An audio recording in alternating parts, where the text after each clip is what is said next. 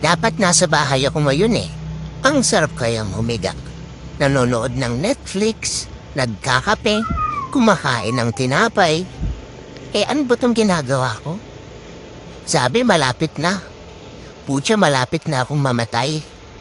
Sabi patag lang daw. Hayop na patag yan. Patagilid.